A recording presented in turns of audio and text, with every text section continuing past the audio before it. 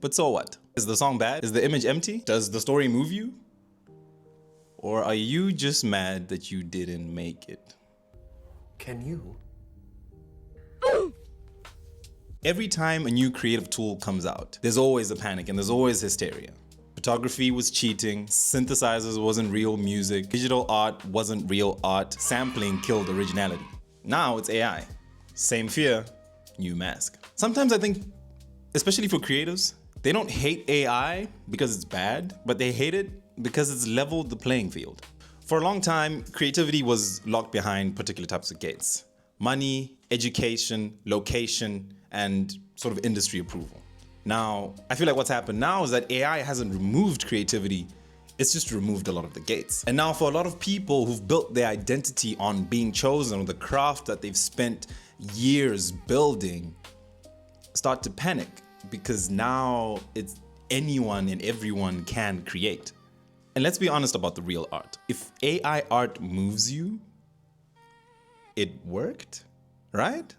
Is that not the whole point of art in the first place? If an AI song makes you cry, your nervous system doesn't ask, oh, where did that song come from? Was it made by a human being? Think about most of the artists that you listen to today. You only know them as a digital version of your reality. For a lot of you guys, you haven't even met them in person. The honest truth is, when it comes to art, we don't experience it with resumes, we experience it with emotion. And at the end of the day, if the intent matters more than the impact, especially for art, then half of all the modern art galleries that we have today should actually just close. What I believe is the human is still there. And I feel like this is important because I'm not anti-human. AI itself doesn't create in a vacuum. A human prompts and then chooses, curates, and then directs. In the same way, a camera doesn't choose the shot. The photographer chooses the shot and then press click. Same way a piano doesn't write the entire melody. It just goes about executing what the human intends. So in a way, AI isn't necessarily the artist, but AI is the instrument. I hope this is making sense. I know I might be upsetting a lot of people, but if you are upset, feel free to comment and tell me why you think I'm wrong. I'm very happy to hear your opinions, right? This is obviously a developing opinion of mine, so feel free to change my mind, if you can change my mind, and just write it down in the comment section.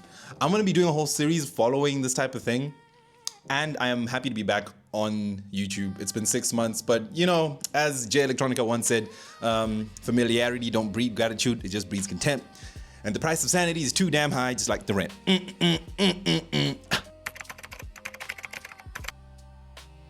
I think there is a fear, though, that does need to be addressed. I think the real fear isn't that AI makes bad art. I think the real fear is the fact that AI makes good art. And then that brings up a very important question. Was your pain and your effort ever the price of art? Or was it just the price of the system that you defended as you were creating your art?